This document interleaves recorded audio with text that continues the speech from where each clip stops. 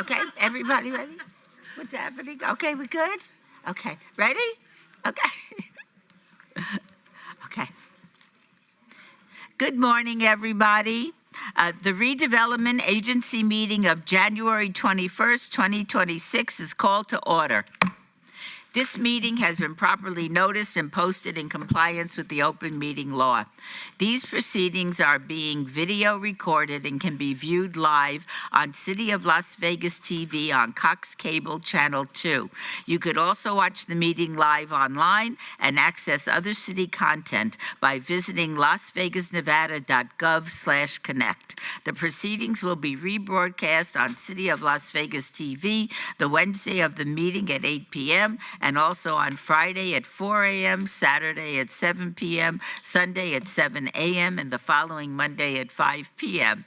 This building is protected by a state-of-the-art fire detection and suppression sprinkler system. If alarms should activate during today's meeting, please evacuate using the exits at the back of the chambers out to the mezzanine, proceed out the double doors to the terrace and down the back staircase. For anyone that has difficulty with stairs, please check with a marshal or fire official for assistance. Once outside, assemble on the northeast corner across the street from City Hall at Lewis and First Street. Employees wearing safety vests or our city marshals will inform you when it is safe to re-enter the building. For public comment related to the items on the agenda, citizen participation, and public hearing items, we have available a speaker card which you can complete and submit to the city clerk. Cards are available in the clerk's office or at the rear of the chambers. If you do not submit a card, it does not prevent you from speaking under public comment, citizen participation, or specified public hearing items. If there is anyone present today that is in need of hearing impaired equipment, please see the city clerk's staff. And please note, if you parked in the parking garage across the street, a self-validation machine is located in the foyer between council chambers and the security desk you walk through to enter these chambers. You must have your ticket with you to use the machine. If you do not have your ticket, see security personnel when exiting for a validation coupon. We will now move on to item 3. Agenda item number 3, public comment during this portion of the agenda must be limited to matters on the agenda for action. The amount of time any single speaker is allowed may be limited. All comments made will be cross-referenced to those specific items. If anyone submitted a speaker card or who wishes to speak under this portion of the agenda, please come to the podium and state your name for the record, and we will set the comments for 1 minute. Is there anybody that would like to speak? Seeing nobody, we will move to item number 4. For possible action to approve final minutes by reference of the regular Redevelopment Agency meeting of December 17th, 2025. Mayor Pro Tem, is there a motion to approve the minutes? Move to approve the minutes. Please vote. Post. Motion carries. Agenda item number 5. Item number 5 is on the consent agenda, is considered to be routine, is recommended for approval by the department, and may be enacted in one motion. Mayor Pro Tem, may I have a motion for the consent agenda? Move to approve the consent agenda. Please vote. Post. Motion carries. We will now hear items 6 through 9 together, but act on them separately. Agenda item number 6, RA-1-2026, discussion for possible action regarding a resolution finding the proposed changes to amend the Business Security Grant Incentive Program by the City of Las Vegas Redevelopment Agency to include buildings without retail storefronts and tattoo shops as an eligible business type, to be in compliance with and in furtherance of the goals and objectives of the redevelopment plan, and authorizing the approval of the changes by the agency. Note, this item is related to Council Item 31, R-1-2026. Number 7, RA-2-2026, discussion for possible action regarding a resolution finding the proposed changes to the Commercial Visual Improvement Program by the City of Las Vegas Redevelopment Agency to be in compliance with and in furtherance of the goals and objectives of the redevelopment plan and authorizing the approval of the changes by the agency. Please note this item is related to Council Item 32, R-2-2026. Item number 8, RA-3-2026, discussion for possible action regarding a resolution finding the proposed changes to a multifamily residential unit improvement program and a multifamily residential visual improvement program and the creation of the multifamily renovation incentive program by the City of Las Vegas Redevelopment Agency to be in compliance with and in furtherance of the goals and objectives of the redevelopment plan and authorizing the approval of the changes by the agency. Please note this item is related to Council Item 33, R-3-2026. Item number 9, RA-4-2026, discussion for possible action regarding a resolution finding the proposed creation of the Tenant Improvement Incentive Program by the City of Las Vegas Redevelopment Agency to be in compliance with and in furtherance of the goals and objectives of the redevelopment plan and authorizing the approval. Note, this item is related to Council Item 34, R-4-2026. These items are in redevelopment areas 1 and 2, wards 1, 3, and 5. Mr. Knutson, Ms. Diaz, and Ms. Summers Armstrong. Ms. Babsky, hello. Good morning, Mayor. Good morning, City Council members. Dina Babsky, Director of Economic and Urban Development. And a little background on all of these items. The Redevelopment Agency has since 2015 been offering a set of different incentives to essentially achieve our goal of revitalization and eliminating blight in the downtown core and the redevelopment area in general. The incentives that we have had since 2015 have not been updated since then, and a lot of things, as we know, have changed. So it's time that we bring them forward to modernize them a bit and present some changes. And some incentives that I will talk about this morning are actually new, and some are recent. So with that, I'd like to move forward to the very first one on the list is our most recent incentive, the Business Security Program. The reason it started last year is in order to address some of the dynamics in what started in the Arts District, but general in the downtown core with some security concerns. We started hearing that, some security incidents were starting happening, and after consulting with our team and the legal team and see how the redevelopment agency could assist in order to address that, we brought forward a business security program to address things that you see in front of you in these photos. There were broken glasses, businesses were getting broken into. At that time, there was a lot of theft of the HVAC systems. And so last year we brought for your consideration the $5,000 grant to install security upgrades. And the program has been very successful since then. We have already reimbursed 7 different businesses and 7 more are in the workings now. They're actively installing the upgrades. So the program change that we're bringing forward for you today is actually to expand the eligibility to include not only the businesses, but essentially the buildings themselves. And where that came from is a lot of these security upgrades can actually be built in during the construction of the tenant improvements rather than afterwards by the business. And so when we spoke with the business, with the property owners as well as the builders who do the tenant improvements, it was brought to our attention that it would be very helpful if they could apply for this grant before the business actually moves in. So again, the rest of the program remains the same. We're just making it eligible to where the grant can be applied for before the business moves in, and then the requirement is that they obtain and present the business license within 12 months of essentially getting the grant. Another change is also that we will now allow tattoo shops, to be considered eligible. Back in the day when the incentives were initially established back in 2015, the tattoo establishments were ineligible. And so now we know that these are very popular places. People love tattoo shops, and especially in the Arts District, it's a form of art. So with that, we'd like to include that. The next one, the one you probably hear the most about here at these meetings, is the Commercial Visual Improvement Program, the VIP program. It was created to encourage property owners to uplift the facades of their buildings and make them more appealing. Again, very popular since 2015. $2.3 million has been invested by the Redevelopment Agency, which then leveraged almost $30 million of private investment by property owners. So essentially, for every dollar that the redevelopment agency invests, private investors invest almost $13.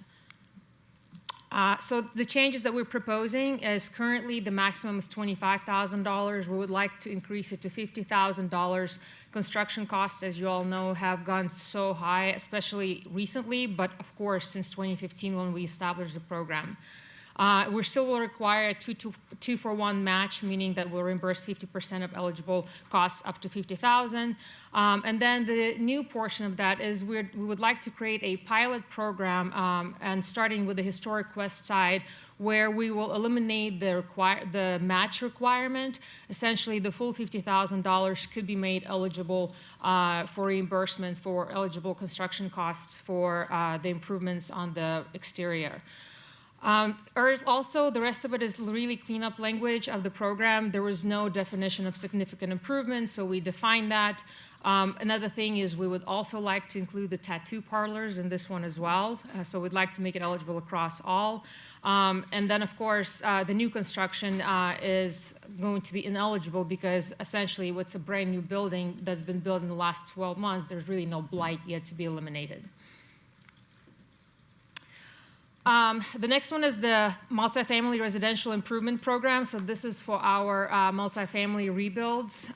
Currently, it's also been very popular, and a lot of times it is combined with the VIP program. So there's improvement on the interior and the improvement on the exterior. But specifically, since 2017, the city, or the RDA, I should say, invested almost $1.5 million, leveraging almost $13 million in private investment. So some of the changes on the multifamily program, the first change, I guess that's important, is that previously we defined multifamily as a 4-unit dwelling, but the industry standards is actually 5-unit dwelling, so we would like to align it with the industry standards. So we're going to change it to 5. We would also like to increase from $20,000 per door to $30,000 per door, again, to address all of the rising costs. And then the rest of it really, again, is cleanup language. We defined what a unit is, and also made sure that the blanket mass leasing contracts where one master leasee leases a whole building, instead of actually having individual applicants, not applicants, but residents in each unit also would be ineligible. And this is the brand new program that I'd like to talk about, and let me give you a little background on that. Last year, our department, when we were establishing our goals, addressing office vacancy in downtown was one of our priorities, or still is.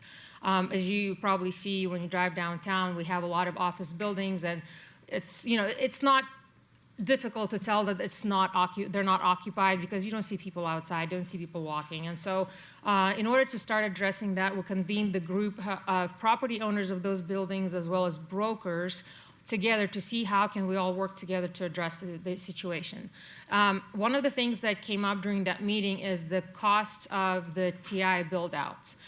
Reason being is a lot of our buildings in downtown are Class B, Class C office space, which means it's old, it's already been used before by mostly attorneys. If you remember many years ago, there's attorneys everywhere here. And so with all the office being built down in the Southwest, it's very difficult to compete because that's brand new office space. Here we have dilapidated older buildings. And so as difficult as it is to already attract folks downtown for certain reasons, where there's the drive, where it's, perception or whatnot, not having a turnkey office space where they can essentially attract to already ready solution for the potential tenants is a challenge. So they asked that if we could explore having a tenant improvement program. So this is where it all started.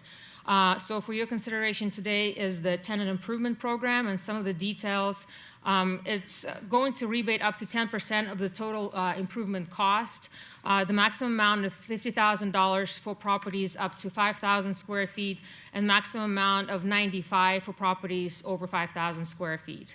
Another important part is that if you know the office buildings, they have multiple tenants. And so we made it so that essentially each tenant, each office space is eligible for its own incentive. So it's not just one incentive per building, but rather per each project. Of course, as with all RDA incentives, we will require a certain number of jobs to be created, and some of the ineligible properties that were identified is, very similar to the rest of our incentives as the cannabis-related operations, and then industrial folks, because we don't have, it was specifically designed for office built-out. And of course, I would be very appreciative if you could take it up for your consideration. Thank you. Thank you so Happy much. to answer any questions. Thank you. Does anybody have any questions or comments? Yes, Mr. Knudsen. Thank you, Mayor, and thanks for the presentation and for your team that obviously put a lot of work into this. And I wish I'd have asked these questions earlier, but they came to me last night. The first question is can you put together materials that wards 1, 3, and 5 can send out either on social media or to our constituents? And then the second question is when groups are coming in through their planning process or permitting process, do we have any way of communicating to them what opportunities are available through the city? Yeah, well, yes. So we work closely with our community development department. So, whether if they're working with our client or vice versa, we always collaborate and make those incentives known. And what was your question about? I'm sorry, can you repeat? I'm sorry, I spoke very quickly. If the wards 1, 3, and 5, if there's opportunity to produce some marketing materials that we can send out to businesses or Yes. maybe put on our social medias. Yes. Yeah, like bullet points on, yeah. I send out letters to all my new businesses, so maybe if that's something I could just include in that letter. Absolutely. Yeah, Yes. thank you very much. That was a great job. Thanks. And this was what makes the city so innovative and creative, so I very much appreciate it. Thank you. Any other question? Yes, Ms. Bruni. Thank you, Ms. Babsky, for the presentation. I have a couple of questions.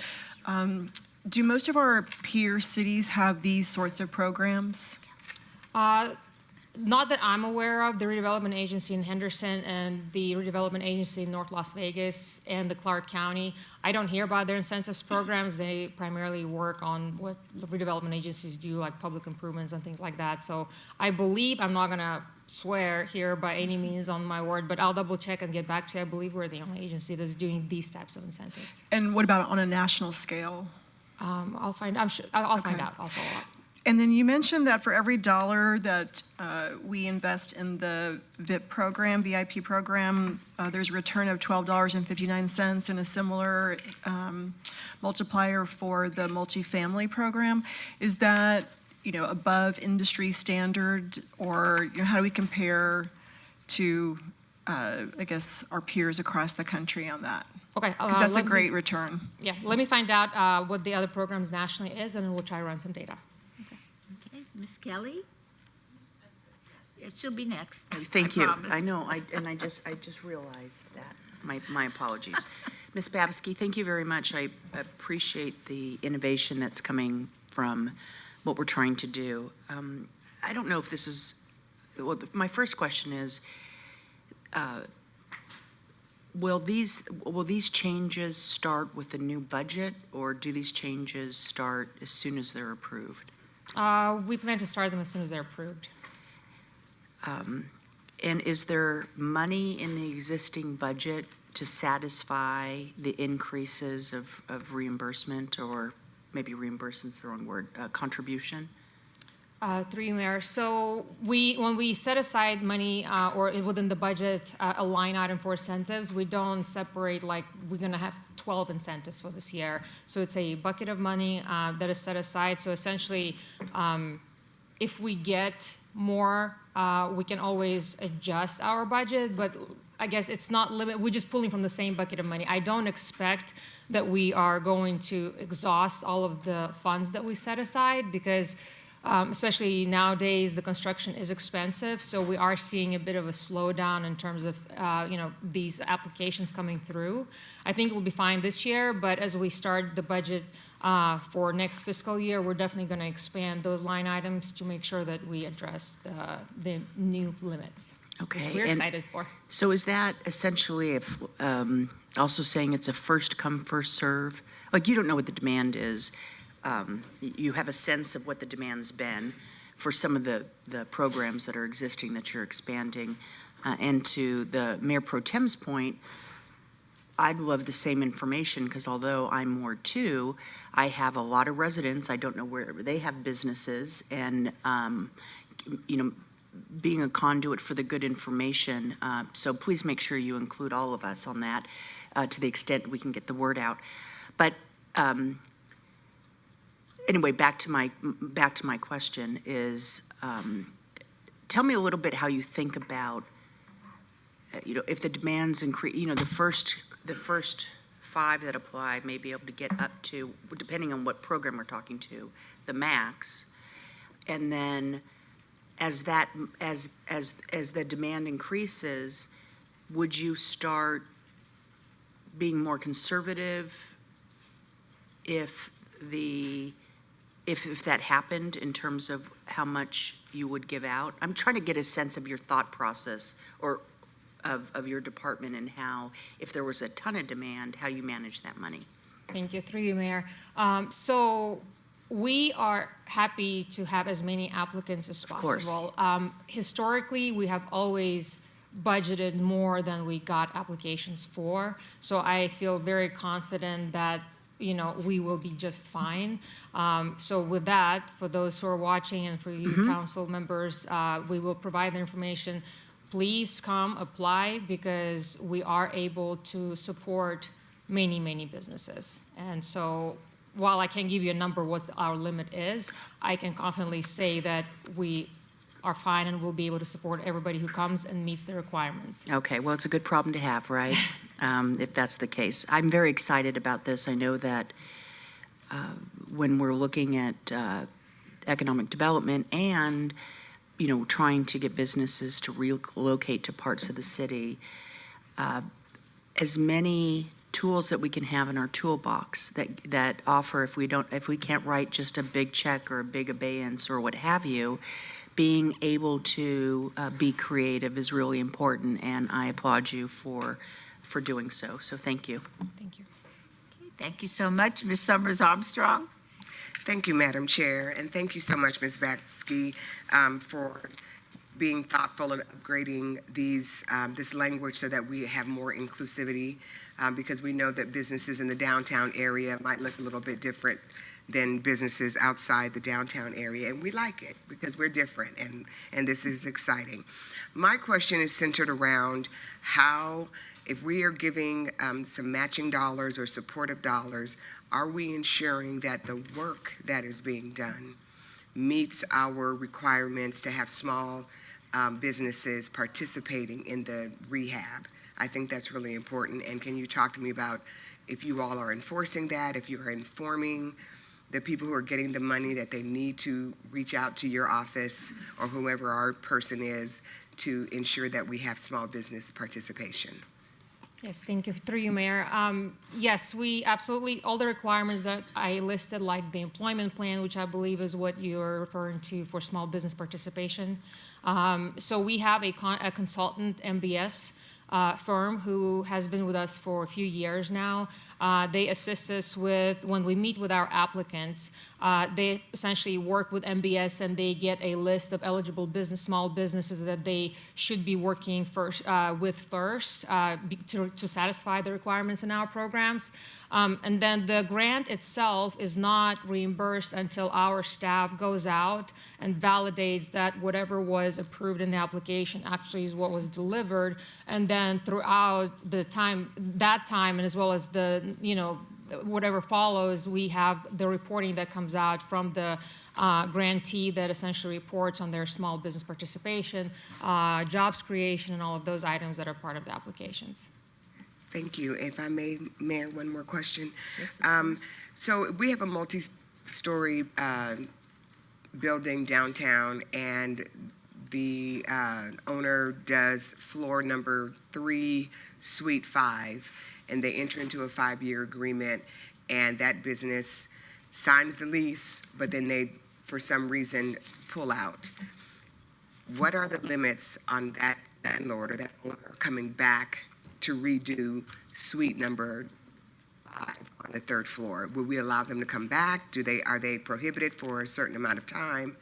I just want us to make sure that we are cognizant that this is not a revolving, checkbook, and that we have some limits on how often you can come back. Through you, Mayor. So yes, Councilman, we have a requirement that a 5 lease requirement is required for each project or office space. So essentially, we would look at it that within 5 years, they can't necessarily come back and ask for another grant for that space. Okay, thank you so much. Is there anybody else wishes to speak? Yes, Ms. Diaz. Thank you, Madam Mayor. First and foremost, I want to thank Ms. Babsky for really, and the EUD department being thoughtful, receiving the feedback of our current programs and acknowledging that we needed to do some modernization and some improvements to the offerings. I know that the tattoo shops, every time we have an offering, they are kind of left out in the cold, and it doesn't mean that they're not a solid business model contributing to our communities and in our business districts. It's just, for some reason, they were never included and they were always excluded, and it's kind of nice for them to have parity. I did want to ask about what does success look like for the pilot that we're launching for the VIP, the CVIP, where we're not going to require matching funds from the folks that are going to be investing in a commercial improvement, especially exterior. So what are we looking here, just to see if I understand what the vision is behind doing the investment without the matching funds? Through you, Mayor. Thank you, Councilman, for your question. Let me give you a little more background how we came up with the idea of the pilot. So when we looked at all of the incentives that we have done in the last few years, geographically, right?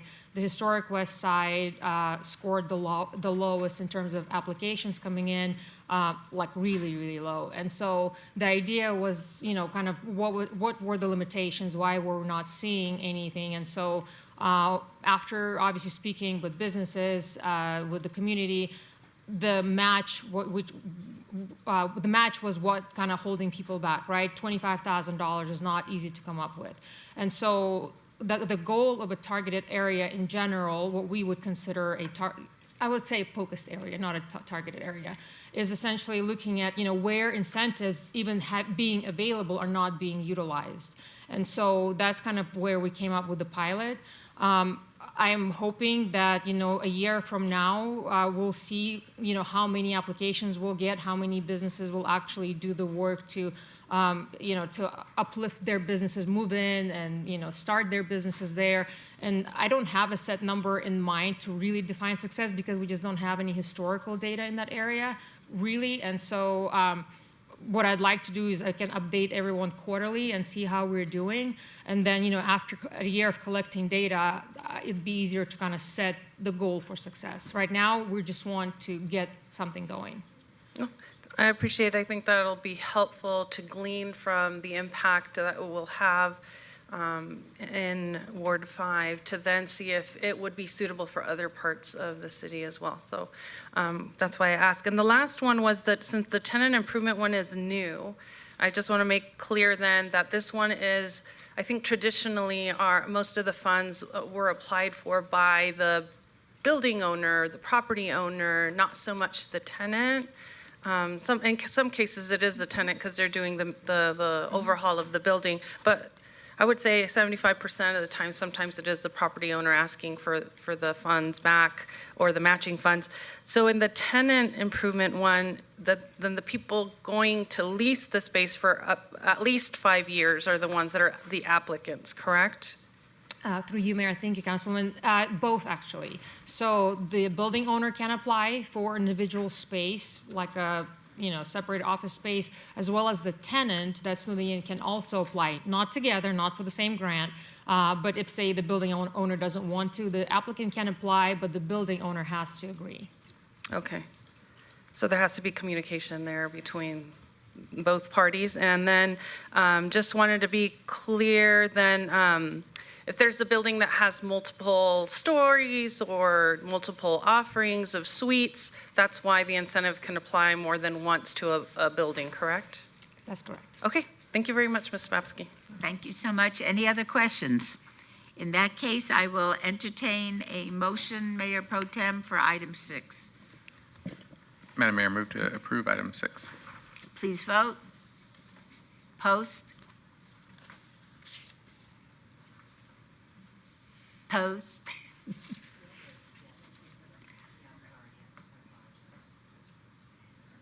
Okay, motion passes. And item 7. Move to approve. Please vote. Oops. Ah, there we go. Post. Motion passes. Item number 8. Move to approve. Please vote. Post. Motion passes. And item number 9. And move to approve. Please vote. Post. Motion carries.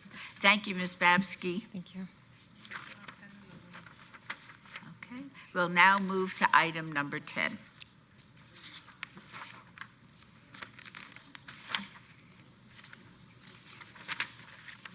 Discussion for possible action to amend the City of Las Vegas redevelopment plan for the downtown Las Vegas redevelopment area and commonly referred to as redevelopment area number 1.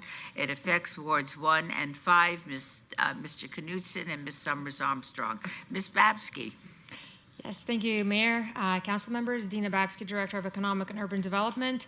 I'd like to, before I move on to the presentation, to request your approval of our amendment to the redevelopment plan for Area 1. I want to mention that the RDA has actually done this already 4 times since the redevelopment area was established back in 1986. We amended the plan in 88, 96, 2006, and the last time in 2015. And by that, the amendment means we're adding additional parcels that are eligible into the area. So it's time we do it again. The 2 parcels that we, or the 2 areas that we would like to amend or to include into the plan are highlighted on the map below, but I'm gonna go into more detail about each one of them. So this is the former Grant Sawyer site, the old state building. As you can see, it is literally like a donut hole. All of the redevelopment area is all around it. And there's reason why it wasn't included back when the redevelopment area was initially created and through all of the other amendments. It was a state building, state-owned property. So essentially at that time, we thought it was gonna be a state building for I don't know, years to come, decades to come, so there was no reason it wasn't part of our redevelopment plan. And now that we know that the state is now selling the site or is trying to sell the site, of course, the plans have changed, and we would like to now include this because it completely aligns with the redevelopment area plan that we currently have. And, you know, its future development is going potentially be dependent on some of the redevelopment agency support that we could provide. It's 22.7 acres, built in 95, and it identifies the surrounding area as a prime redevelopment area. And then the second site is the former Grace Presbyterian Church site in the medical district. As you can see, another donut hole. We have redevelopment areas all around on the north and the west, and of course, moving up to the east that you can see on the over the highway. But for the similar reasons, we thought it was going to be a church site for many, many years. It wasn't really, you know, as a church site, it wasn't planned to be redeveloped. But now that the state, and DOT specifically, is trying to sell the site, we envision that this is going to be a great redevelopment area opportunity. So that's the second one that we'd like to include. It is almost 5 acres, and just like the Grant Sawyer site, it really identifies as the medical district and surrounding areas a prime redevelopment area. If approved today, the redevelopment agency, which is today, we're holding a public hearing. It was posted in the Review Journal for a couple of weeks. If we get your approval today, we will then post in the Review Journal again for another 2 weeks to announce another public hearing at the City Council meeting on February 4th, at which time we'll present the recommendation of this board to the City Council board, and hoping that, you know, at that time we'll have the first hearing of the ordinance, because in order to amend the plan, we have to amend the ordinance, and with the second hearing being on February 18th. Happy to answer any questions. Thank you. Are there any agency members that have a question or comment? No? Seeing none, is there a motion, Councilman Knutson? Thank you very much, Dina. I appreciate everything you're doing to help revitalize our downtown. And I will move to approve. All right, please vote. Post. Post. Motion carries. Thank you.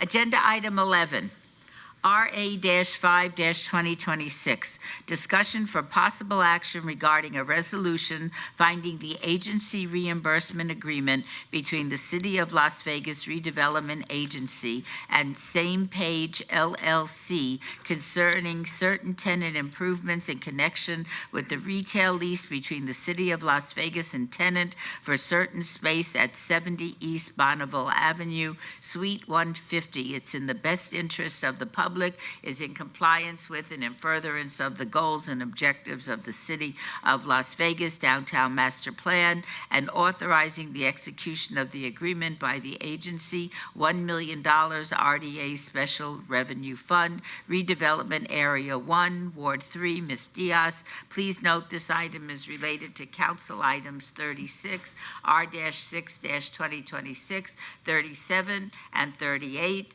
R-7-2026. Ms. Babsky. Thank you, Mayor, City Council members. This one going to be a short presentation because we want to save the big presentation with the detail for the council meeting. But essentially, it's a reimbursement agreement with our future tenant in Civic Plaza for a new restaurant. It is in the amount of $1 million, with $300,000 of it being reimbursable through the amortized period of the lease. Again, I'd like to show the renderings during the council meeting and get you all excited because it's going to be a wonderful, wonderful location for us to visit and gather. And I do want to mention that the approval of this reimbursement agreement is contingent upon the approval of the actual lease. All right, thank you so much. Are there any questions from agency members? Seeing none, is there a motion, Councilwoman Diaz? Thank you, Madam Mayor. And just for my information, the initial lease is being signed for how long? The initial, thank you, through you, Mayor. The initial lease is 12 years with 2 options, 5 years each. Okay, awesome. Thank you so much. We're all, I think, looking forward to a new offering. I think we're all foodies and we're always trying to go somewhere quick to grab a bite. So we're looking forward to this new offering in our neighborhood. So with that, I move to approve agenda item 11. Please vote. Post. Motion carries. Thank you, Ms. Babsky. Thank you. Agenda item 12, citizen participation. Public comment during this portion of the agenda must be limited to matters within the jurisdiction of the redevelopment agency. No subject may be acted upon by the redevelopment agency unless that subject is on the agenda and is scheduled for action. If you wish to be heard, come to the podium, give your name for the record. The amount of discussion on any single subject, as well as the amount of time any single speaker is allowed, may be limited. It will limit it to 1 minute. Is there anyone wishing to speak under this portion of the agenda? Seeing none, this redevelopment agency meeting is adjourned. We will start our city council meeting in 5 minutes.